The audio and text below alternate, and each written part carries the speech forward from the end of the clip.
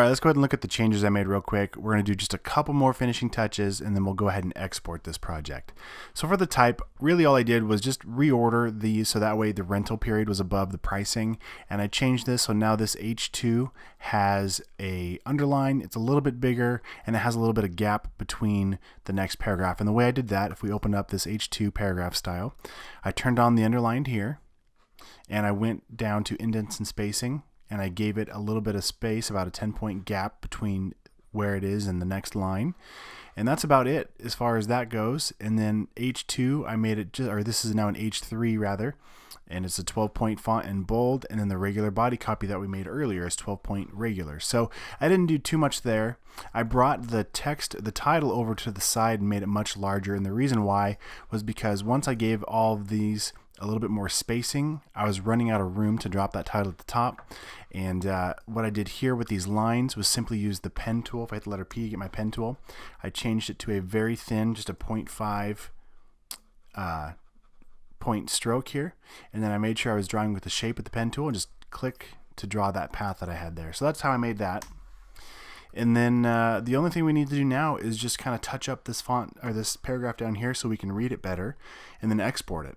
And there's a lot of ways that we can do that. We could draw a rectangle behind it, so we could put a fill of white. We'll turn off this stroke, and we could just go ahead and draw a big old rectangle right behind this text, which would be fine. It would definitely make it more legible, but I'm a huge fan of doing things with a little more subtlety. So what I want to do instead is click once on this photo, and I'm going to turn on the mask layer right down. There it is. Click on the mask, and now what we're going to do is actually paint with black with a soft brush to try and hide what's behind here. Now as soon as I do that though, what's going to show up behind it is actually darker because we have this black shape behind it. So what I'm going to do is command click on the new layer icon to bring a new layer below here. I'm just going to fill it with white by hitting command delete, since my background color here is already white, so that fills this layer with white. Now I'm going to click on this mask, so that's selected. I'll hit the letter B to get my brush tool, and I'm going to jump over to my brush presets and make sure I've got a soft brush. I'll turn off my spacing here.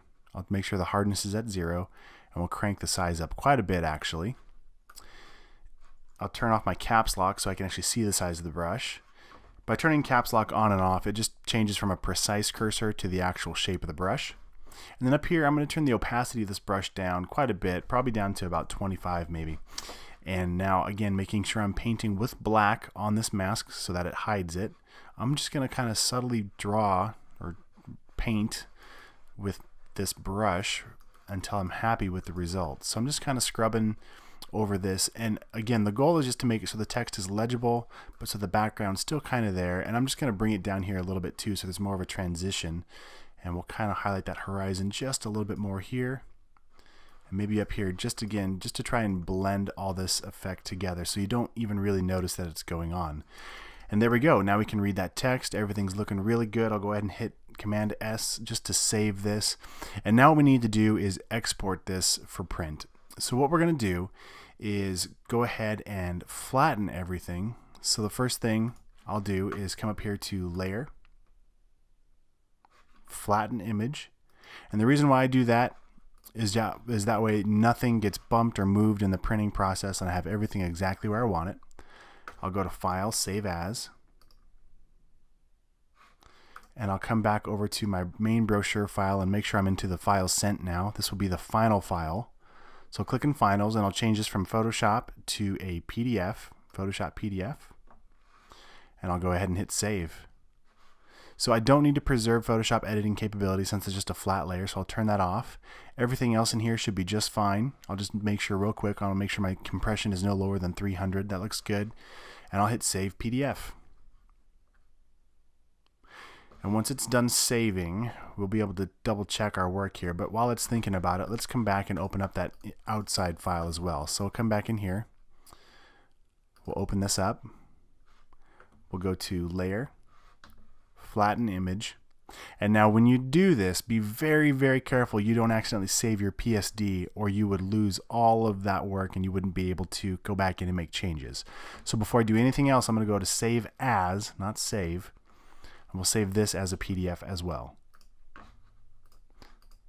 And we'll stick it in there and we'll hit Save. Everything looks good. I'll hit Save PDF. And now you've just made your first brochure. So one other thing I want to mention here. So when we look at this, we don't see any guidelines as far as where this is going to be trimmed or folded or any of that. And that's because we built on top of the template from PrintRunner. But if you're going to send this to another printer and they have no idea where these guides are, we need to help set them up for success by giving them bleed marks and trim marks, fold marks, those kinds of things. So in the next lesson, I'll show you how to create a custom file that gives a printer all of that information.